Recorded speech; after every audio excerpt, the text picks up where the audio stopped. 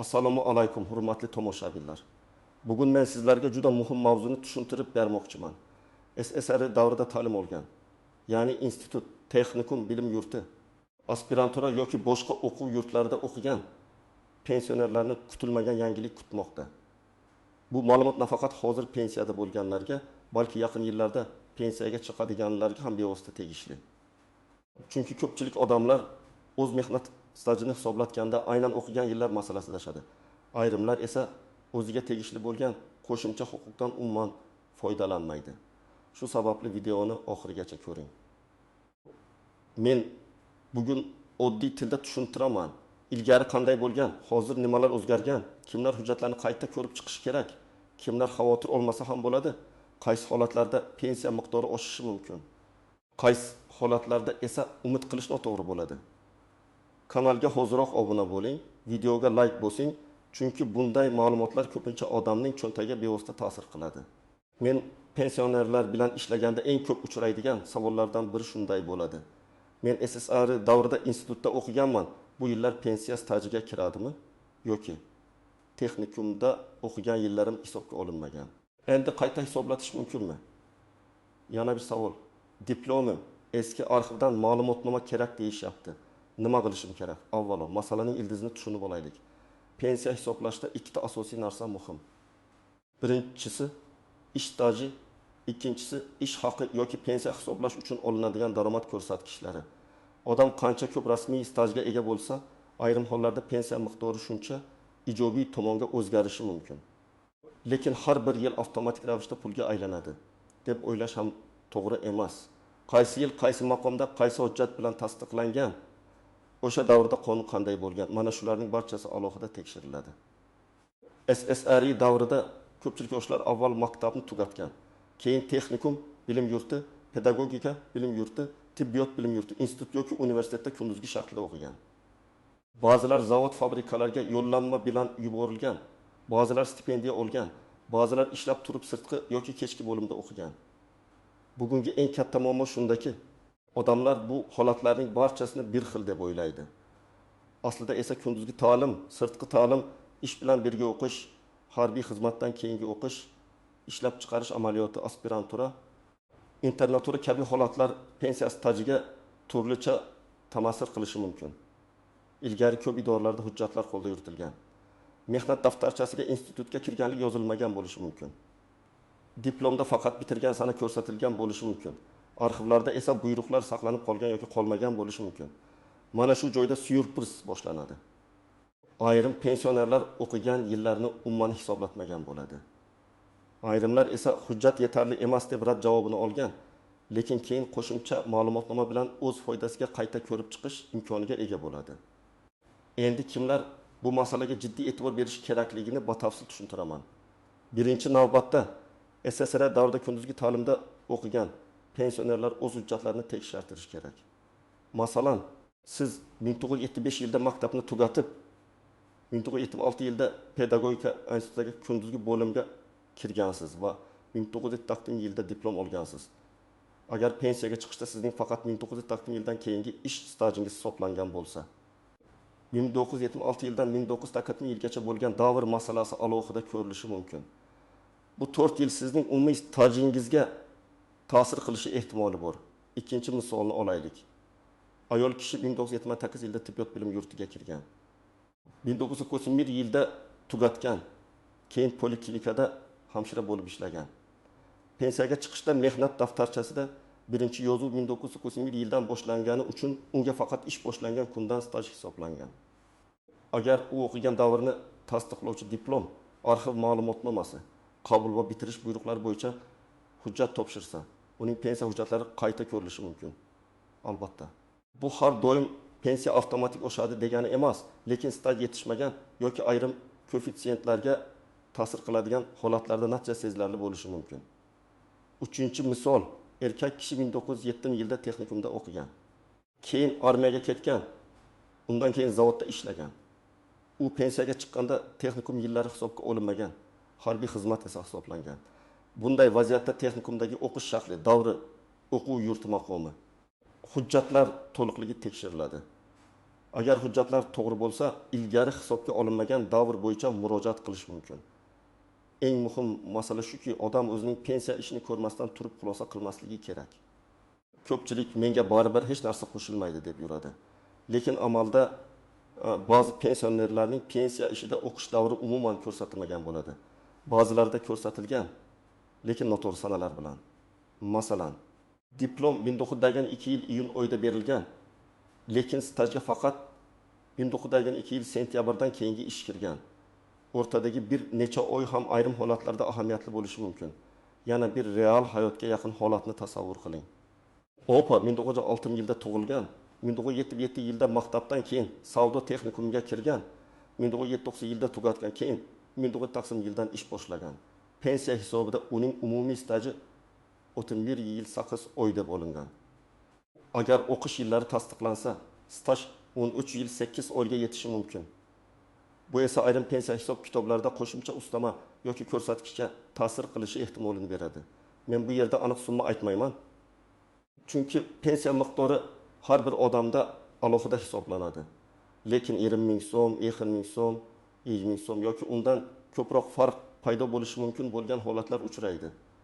Boshqa tomondan hamma ham xavotir olishi shart emas. Agar siz pensiyaga chiqishda barcha o'qish davrlaringiz hujjatlar bilan topshirilgan, pensiya jamg'armasi ularni stajga kiritgan, pensiya ishingizda bu davrlar qayd etilgan bo'lsa, sizda katta muammo bo'lmasligi mumkin. Lekin men baribir tekshirib ko'rishni maslahat beraman. Chunki hisoblangan degan gap bilan to'g'ri hisoblangan degan gap bir xil emas. Ba'zan bir yil kiritilgan, lekin 2 yil tushib qolgan bo'ladi. Ba'zan kunduzgi ta'lim davri o'rniga faqat amaliyot oylari yozilgan bo'ladi. Ba'zan diplomdagi sana bilan buyruqdagi sana farq qiladi. Kimlar ayniqsa e'tiborli bo'lishi kerak. Birinchidan 1906, 1907, 1960 yillarda o'qiganlar. Ikkinchidan diplomi yo'qolgan, lekin o'quv yurti arxivida saqlangan bo'lishi mumkin bo'lganlar. Uchinchidan o'quv yurti nomi o'zgargan yoki yopilgan bo'lsa ham, uning hujjatlari boshqa tashkilot yoki davlat arxiviga topshirilgan bo'lishi mumkin. To'rtinchidan pensiyaga chiqishda bu kerak emas deb hujjat topshirmaganlar. Beshinchidan mehnat daftarchasida bo'sh davrlar borlar. Ya'ni maktabdan keyin ish boshlangan sanagacha orada bir necha yil uzilish turganlar. Endi qoidalar ichidagi istisnolar, yashirin nozik jihatlar va ko'pchilik e'tibor bermaydigan xatolar haqida gaplashamiz. Birinchi nozik jihat, har qanday o'qish davri avtomatik tarzda stajga kirmaydi. Masalan, qisqa muddatli kurslar, kasb o'rgatish to'garaklari, bir necha oylik malaka oshirishlar. Ba'zi pullik kurslar bilan institut yoki texnikumdagi kunduzgi ta'lim bir xil baholanmaydi. Shuning uchun men o'qiganman deyishning o'zi yetarli emas. Qayerda o'qigansiz, qancha muddat, qaysi shaklda, davlatdan olgan o'quv yurtimi, diplom yoki guvohnoma qanday berilgan, bular muhim. Ikkinchi nozik jihat sirtqi va kechki ta'lim.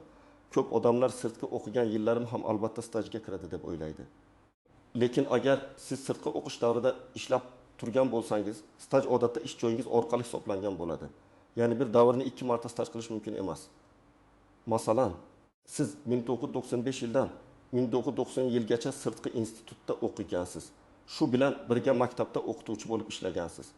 Bu holatda staj asosan ish bo'yicha ketgan bo'ladi. O'qishning o'zi qo'shimcha 5 yil sifatida ustiga qo'shilmaydi. Mana shu joyda ko'pchilik noto'g'ri kutadi. Uchinchi nozik jihat hujjatdagi sana. Diplomda 1974 yil tugatdi deb yozilgan bo'lsa, bu butun 1974 yil stajga kiradi degani emas. Qabul buyrug'i qachon bo'lgan, o'qish qachon boshlangan, bitirish buyrug'i qaysi sanada chiqqan, mana shu sanalar asosiy rol o'ynaydi. Agar arxiv ma'lumotnomasida 1979 yil sentyabrdan 1984 yil 25 iyungacha kunduzgi bo'lim talabasi bo'lgan deb yozilsa, bu ancha aniq hujjat hisoblanadi. Agar faqat diplom nusxasi bo'lsa, ba'zi holatlarda qo'shimcha ma'lumotnoma talab qilinishi mumkin. To'rtinchi nozik jihat, o'quv yurti nomi o'zgargan bo'lishi mumkin. Masalan, avval pedagogika bilim yurti bo'lgan, keyin kollejga aylangan, keyin texnikum bo'lgan, keyin boshqa muassasaga qo'shilgan. Odam mening o'qigan joyim endi yo'q, demak hujjat ham yo'q deb o'ylaydi. Bu noto'g'ri. Ko'p hollarda arxiv hujjatlari tuman yoki viloyat arxiviga, tegishli vazirlik tizimidagi arxivga yoki o'sha muassasaning huquqiy vorisiga topshirilgan bo'ladi. Shuning uchun izlash kerak. Beshinchi nozik jihat boshqa respublikada o'qiganlar. SSR davrida odamlar Toshkentdan Moskvaga, Samarqanddan Olmaotaga, Farg'onadan Frunzega, Buxorodan Dushanbega o'qishga borgan. Bugun bu davlatlar alohida. Hujjat olish biroz qiyinroq bo'lishi mumkin, lekin imkonsiz emas. Arxiv so'rov yuborish. O'quv yurti vorisini topish, diplom nusxasini notariat tasdiqlash, tarjima qilish kabi amaliy ishlar talab qilinishi mumkin. Bunday holatda vaqt ketadi, lekin agar natija pensiyaga ta'sir qilsa, bu mehnat o'zini oqlashi mumkin. 6-nozik jihat. Pensiya qayta hisoblanganda pul qaysi kundan boshlab oshadi? Odamlar ko'pincha agar men 10 yil oldin pensiyaga chiqqan bo'lsam, endi o'sha 10 yilning hammasi uchun farqni berishadimi deb so'raydi. Amaliyotda bunday masalalar murojaat sanasi, hujjat qachon topshirilgani, hatto kim tomonidan qilinganligi, amaldagi tartib va pensiya ishining holatiga qarab hal qilinadi. Shuning uchun men doim maslahat beraman. Kechiktirmang. Hujjat topilsa ham uni javonga solib qo'ymang. Rasmiy ariza bilan murojaat qiling. Kirim raqamini oling. Javobni yozma shaklda so'rang. 7-nozik jihat, og'zaki javobga ishonib qolmang. Bo'lmaydi, kerak emas, baribir qo'shilmaydi degan gaplarni ko'p eshitamiz. Lekin pensiya masalasida og'zaki gap huquqiy natija bermaydi. Siz ariza bilan murojaat qilsangiz, tashkilot sizga asoslantirilgan javob berishi kerak. Agar rad etsa, qaysi qonun yoki tartibga asosan rad etilganini yozish kerak. Ana shunda siz keyingi qadamni bilasiz. Qo'shimcha hujjat olib kelasizmi? Yug'ori idoraga murojaat qilasizmi yoki mutaxassis bilan maslahatlashasizmi? 8-nozik jihat. Sta qo'shilishi har doim pensiya sezilarli oshadi degani emas. Buni men halol aytishim kerak. Masalan, ayrim pensionerlarda allaqachon maksimal yoki yetarli staj mavjud bo'lishi mumkin. Ba'zi hisob kitoblarda qo'shimcha 1-2 yil juda kichik farq beradi. Lekin boshqa odamda aynan o'sha 1-2 yil yetishmay turgan bo'ladi va natija ancha yaxshi chiqadi. Shuning uchun qo'shnimga oshdi. Menga ham shuncha oshadi yoki qo'shnimga oshmadi, menga ham oshmaydi deb xulosa qilish noto'g'ri. Endi men sizga aniq nima qilish kerakligini bosqichma-bosqich aytaman. O'z pensiya ishingizda qaysi davrlar hisobga olinganini aniqlang. Buning uchun yashash joyingizdagi pensiya jamg'armasi bo'limiga murojaat qilib, pensiya hisob kitobingizda qaysi ish va o'qish davrlari inobatga olingani haqida ma'lumot so'rang. Imkon bo'lsa, yozma ariza bering. Arizada pensiya tayinlashda hisobga olingan mehnat staji davrlari bo'yicha ma'lumot berishingizni so'rayman deb yozish mumkin. Ikkinchi qadam, o'zingizdagi hujjatlarni yig'ing. Diplom, ilova, akademik ma'lumotnoma, talabalik guvohnomasi, eski arxiv ma'lumotnomalari, mehnat daftarchasi, harbiy bilet, nikoh guvohnomasi, familiya o'zgargan bo'lsa, buni tasdiqlovchi hujjat, pasport yoki ID karta nusxasi kerak bo'lishi mumkin. Ayollarda ayniqsa familiya masalasi muhim. Masalan, diplom qizlik familiyada, pensiya hujjatlari esa turmushdagi familiyada bo'lsa, nikoh guvohnomasi yoki familiya o'zgarishini tasdiqlovchi hujjat albatta kerak bo'ladi. 3-qadam, o'qigan davringizni aniq yozib chiqing.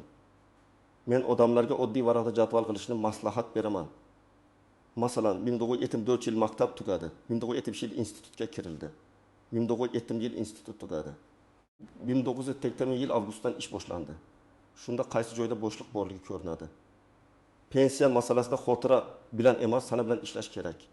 Taxminan 1970-yillar edi degan gap hujjatda o'tmaydi. 4-qadam. Arxiv so'rovi qiling. Agar diplomingiz bor, lekin unda o'qishning to'liq sanalari ko'rsatilmagan bo'lsa, o'sha o'quv yurtining bugungi vorisiga yoki davlat arxiviga murojaat qiling. So'rovda ism, familiya, otasining ismi, tug'ilgan sana, o'qigan yillar, fakultet yoki bo'lim, mutaxassislik, kunduzgi yoki sirtqi shakl diplom raqami bo'lsa, uni yozing. Menga pensiya ta'minoti uchun qabul qilingan va bitirgan sanalarim ko'rsatilgan arxiv ma'lumotnomasi kerak deb aniq yozing. Bu juda muhim, chunki oddiy o'qigan degan ma'lumotnoma ba'zan yetarli bo'lmasligi mumkin. 5-qadam, pensiya jamg'armasiga qayta hisoblash bo'yicha ariza bering. Arizada ilgari pensiya tayinlashda hisobga olinmagan o'qish davrimni tasdiqlovchi hujjatlarni ilova qilgan holda pensiyamni qayta ko'rib chiqishingizni so'rayman deb yozish mumkin. Arizaga hujjat nusxalarini ilova qiling. Aslini ko'rsatishga tayyor bo'ling. Eng muhimi, arizangiz qabul qilinganini tasdiqlovchi belgi, ro'yxat raqami yoki elektron tasdiqni saqlab qo'ying. 6-qadam, javobni kuting va uni diqqat bilan o'qing. Agar sizga rad javobi berilsa, xafa bo'lib uyga qaytib ketmang. Rad javobida sabab ko'rsatilgan bo'lishi kerak. Masalan, hujjatda o'qish shakli yozilmagan bo'lishi mumkin. Sana yetishmasligi mumkin. Diplom nusxasi tasdiqlanmagan bo'lishi mumkin. Demak, muammo huquqingiz yo'qligida emas, hujjat to'liq emasligida bo'lishi ham mumkin. Shunda qo'shimcha ma'lumotnoma olib qayta murojaat qilasiz. 7-qadam. Agar hujjatlar boshqa davlatda bo'lsa, rasmiy yo'l bilan harakat qiling. O'sha o'quv yurtining hozirgi nomini internetdan yoki tanishlar orqali aniqlang. Arxiv bo'limiga elektron pochta yoki pochta orqali so'rov yuboring. Kerak bo'lsa, rus tilida so'rov tayyorlang. Chunki SSR davridagi ko'p arxivlar rus tilidagi hujjatlar bilan ishlaydi. Javob kelgach, tarjima yoki tasdiqlash talab qilinishi mumkin. Bu jarayonda shoshilmang. Lekin har bir qadamni yozib boring. 8-qadam, mutaxassisdan maslahat oling, lekin hujjatlaringizni hech kimga ko'r-ko'rna topshirmang. Afsuski, pensiya mavzusida men sizga aniq oshirib beraman deb pul so'raydigan odamlar ham uchraydi. Pensiyani oshirishni faqat rasmiy organ hujjatlar asosida amalga oshiradi. Maslahatchi yordam berishi mumkin, ariza yozib berishi mumkin. Lekin kafolatli mo'jiza va'da qilsa, ehtiyot bo'ling. Hujjatlaringizning asl nusxasini begona odamga qoldirmang. Men yana bir narsani alohida ta'kidlayman. Har bir pensioner o'z pensiya tarixini bilishi kerak. Sizning mehnat daftarchangiz, diplomingiz, arxiv ma'lumotnomangiz, harbiy bilet yoki boshqa hujjatingiz shunchaki qog'oz emas. Bu sizning yillab qilgan mehnatingiz va hayotingizning rasmiy isbotidir. Agar bir yil tushib qolgan bo'lsa, bu oddiy raqam emas. Bu sizning huquqingizga ta'sir qilishi mumkin bo'lgan davrdir. Demak, SSR davrida ta'lim olgan pensionerlar uchun asosiy yangilik shundaki, eski o'qish davrlarini e'tiborsiz qoldirmaslik kerak. Kunduzgi ta'lim, texnikum, institut, bilim yurti, aspirantura yoki boshqa rasmiy o'quv davrlari ayrim holatlarda pensiya stajiga ta'sir qilishi mumkin. Lekin buning uchun hujjat kerak, aniq sana kerak, rasmiy murojaat kerak. Men sizga tavsiya qilaman. Mehnat daftarchangizni, diplomingizni va pensiya hisobingizni yana bir marta tekshiring. Agar o'qigan yillaringiz hisobga olinmagan bo'lsa, arxiv ma'lumotnomasi oling va pensiya jamg'armasiga yozma ariza bilan murojaat qiling. Og'zaki gap bilan cheklanib qolmang, hujjat bilan ishlang. Agar siz yoki yaqinlaringiz SSR davrida o'qigan bo'lsa, izohlarda yozing, qaysi yillarda, qayerda o'qigansiz, pensiyangizda bu davr hisobga olinganmi yoki yo'qmi? Tajribangiz boshqalarga ham foyda beradi.